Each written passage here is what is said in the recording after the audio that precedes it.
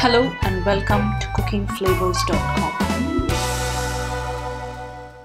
For today's recipe, we look at the preparation of a very traditional sambar recipe, Arachuvitta Sambar, and here are the list of ingredients that are required for this. First and foremost, we need to dry roast certain ingredients. So I've taken a pan, and while it's getting hot, let me tell you, you can dry roast these ingredients and store this as a powder, but I always like to use a freshly ground masala because that gives the best taste and flavor.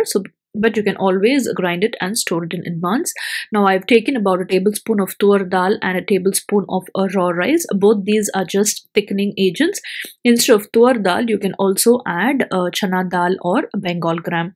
Now both almost take the same time to roast, so I've added them together and we'll roast them till the dal turns nice and golden brown and the rice turns nice and crispy.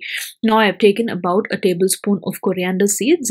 While roasting coriander seeds, look out for the nice aroma of the coriander seeds, and when you press a seed, it should turn nice and crispy. That's when it's done. So when the coriander seeds is almost 80% done, I'm adding in a few pieces of dry coconut.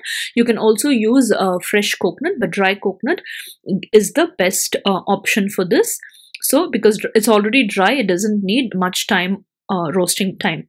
Now here I'm adding in dry red chilies. I'm adding the Kashmiri dry red chili variety to give it a nice bright color. You can also add the regular dry chilies or the vatamolaga. Now this is a little less spicier, and the other one is more spicy. So add it according to your spice level and taste preference. Now always while roasting chilies, put your flame on medium, because if you put it on high, it will turn dark on the outside, but it will still be raw on the inside. Now our roasted ingredients are ready. We'll allow this to cool down and we'll grind this into a slightly coarse powder. Now we'll look at the main preparation. I've taken a kadai and we'll add in just about a tablespoon or so of oil, just the regular cooking oil, and along with it I'm adding in just about a teaspoon of ghee. Ghee always enhances the flavor of any sambar. Now what I'm doing here is I'll do the seasoning first and then I'll be doing the entire process, but as usual, doing the seasoning at the end gives the best taste, but just to finish it in one pot, I'm doing the seasoning in the beginning itself. While this is getting hot, let me tell you, my tur dal is also ready. I've taken half cup of tur dal. Now I've added about a teaspoon of mustard seeds. Once the mustard seeds crackle, I'm adding in a teaspoon of cumin seeds. Once the cumin seeds splutter, I'm adding in just about half a teaspoon of fenugreek seeds and 2 dry red chilies. We'll just saute that for a minute.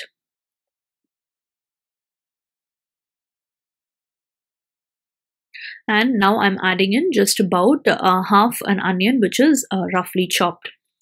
As I told you, I've taken half a cup of tur dal, soaked it in water for about half an hour, added a little bit of asafoetida, turmeric powder and oil, and I've pressure cooked it for about 5 whistles. Along with that, I've cooked my chow chow also, so you can add any vegetable of your choice. Now goes in a few curry leaves and coriander leaves. We'll quickly saute that, and I'm adding in just about half a tomato. Tomato is purely optional. I've just smashed it roughly with my hand and I'm adding it here. So you can add any vegetable of your choice, katrika, vendaka, pusanika. So I am adding chow chow today. Now adding in just about half a teaspoon of turmeric powder. While cooking my dal itself, I added a little bit of turmeric powder. We'll saute that all quickly. Now goes in the cooked tur dal. You can see my chow chow is also pressure cooked along with it. We'll add it here and we'll just simmer this for about 2 minutes. Doesn't need cooking time because the dal is already cooked.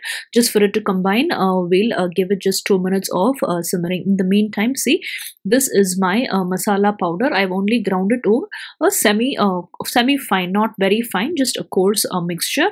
While adding it, I'll be adding it with a little bit of water in order for it not to form any lumps. Now just to show you, I've retained a little bit of the dal water, so I'll mix my masala powder into this dal water so that additional water is not necessary. Now goes in the tamarind extract. Just about, I've taken a small lemon size of a tamarind and extracting the pulp here. Always while adding tamarind extract, reserve a little bit, because after adding the masala powder, you might need a little more of the tamarind water. So I've reserved a little bit. We'll mix that well and we'll allow this to cook till the tamarind extract leaves out its raw smell. Now we'll add in the ground masala paste. As I told you, I retained a little bit of the dal water. I mixed the masala powder with the dal water and I am adding it here. We'll mix that all well, and now I'm adding the required amount of salt. This is the right time to add the salt, because we've added the dal, the tamarind extract, the masala powder. So it'll be the right time for you to check the salt. At this point in time, if you feel you need a little more of tamarind extract, you can add it here before it starts boiling.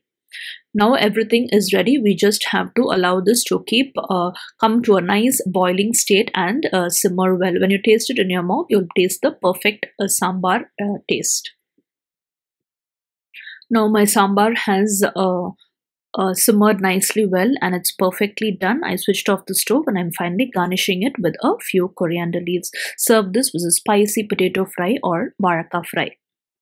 Subscribe to our YouTube channel and give in your comments and suggestions. If you are new to our YouTube channel, welcome and happy cooking. You can also visit us at cookingflavors.com and follow us on Google+.